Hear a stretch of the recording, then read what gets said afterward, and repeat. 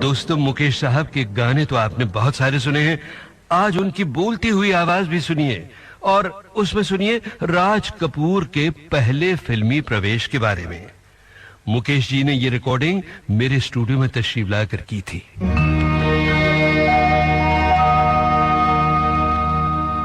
जाने क्या गुजरे है कतरे पे गहर होने तक।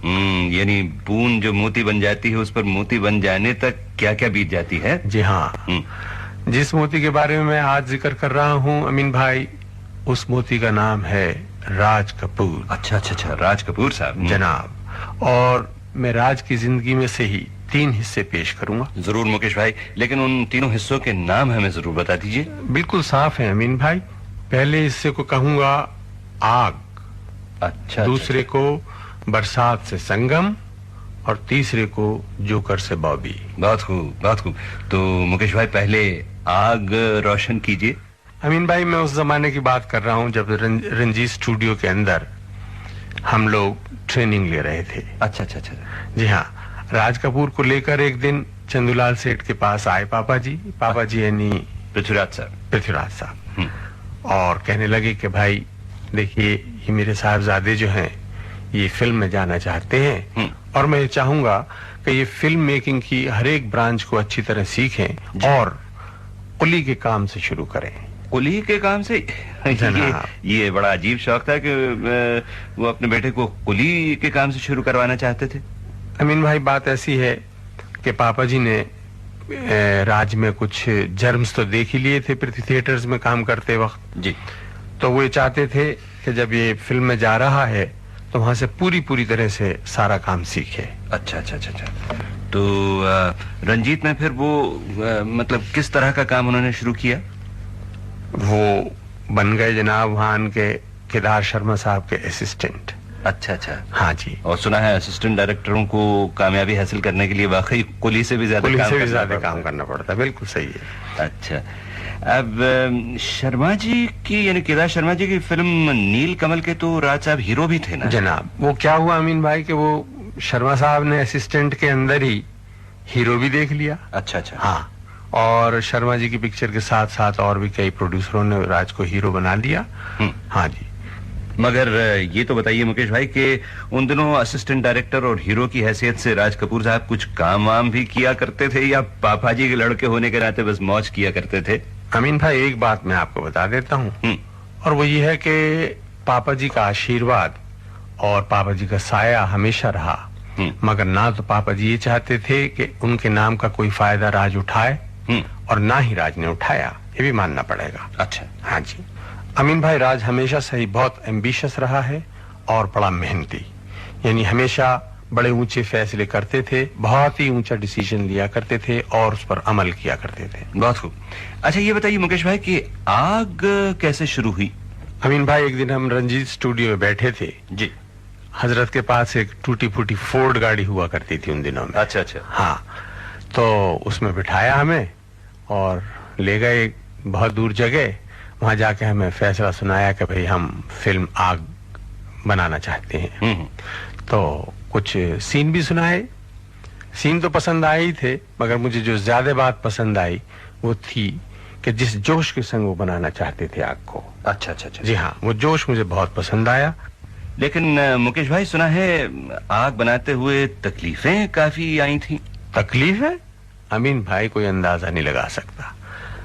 पैसे की तकलीफें, डेटों की तकलीफें, यानी फिल्म बनाने में जो जो तकलीफें आ सकती हैं एक प्रोड्यूसर को, उसकी इंतहा थी राज कपूर के साथ। और जब फिल्म बन गई तो कोई खरीदार नहीं। अरे खरीदार आए तो हमारी मजाक उड़ाया करें। यानी यहाँ तक कि एक साहब ने तो फरमाया कि राज साहब, अगर आग आपने बनाई है तो थिएटर भी आप अपना ही बना लीजिए, ताकि आग लगे तो आप ही के थिएटर में लगे। यानी डिस्ट्रीब्यूटर अपना सिनेमा बचा गए जनाब। अच्छा मुकेश भाई, आग तो फेल हो गई थी शायद? हाँ, जिस स्टैंडर्ड से हम कहते हैं उस स्टैंडर्ड से वो फेल ही हो गई थी। मगर देखिए अमीन भाई, राज साहब पास हो गए थे।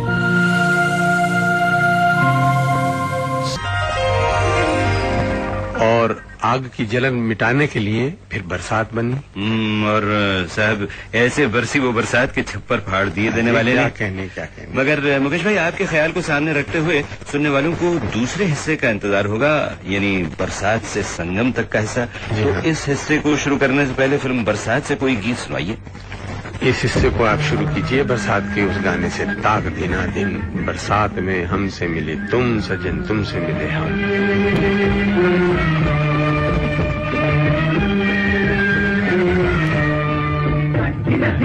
अच्छा मुकेश भाई, बरसात बनी आग के फ्लॉप हो जाने के बाद, तो जब एक फिल्म पूरी तरह फेल हो गई थी, तो उसके बाद नए सिरे से प्रोडक्शन शुरू करने में राज कपूर के लिए मुश्किलें तो बहुत सारी पेश आई होंगी। मुश्किल अमीन भाई नामुमकिन हो जाता है।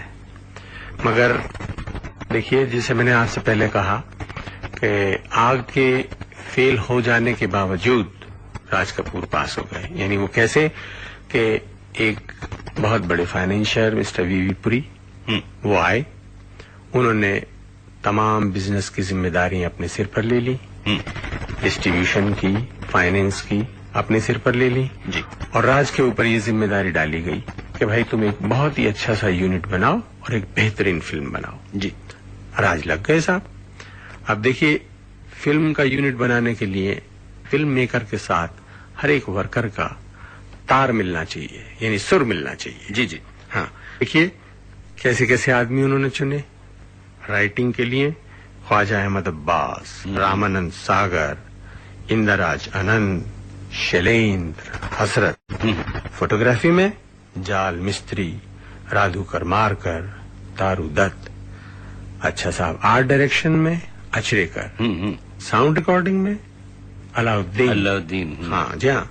और last but not the least, music में शंकर जयकिशन और लता मंगेशकर। और मुकेश पतली कमर है, तिरछी नजर है, पतली कमर है, तिरछी नजर है, खिले फूल सी तेरी जवानी, कोई बताए कहाँ कसर है, पतली कमर है, तिरछी नजर है। दोस्तों, संगीत के सितारों की महफिल में आप सबके प्यारे गायक मुकेश का एक पुराना और बहुत ही नायाब इंटरव्यू सुन रहे हैं राज कपूर के बारे में। अपने बयान में मुकेश भाई बरसात की कामयाबी तक पहुंच गए थे, और उसके बाद तो मुकेश भाई राज साहब का जबरदस्त दौर शुरू हो गया। जबरदस्त अमीन भाई, फिल्म देखिए आवारा, श्री 420, जिस देश में गंगा बहती है, और संगम।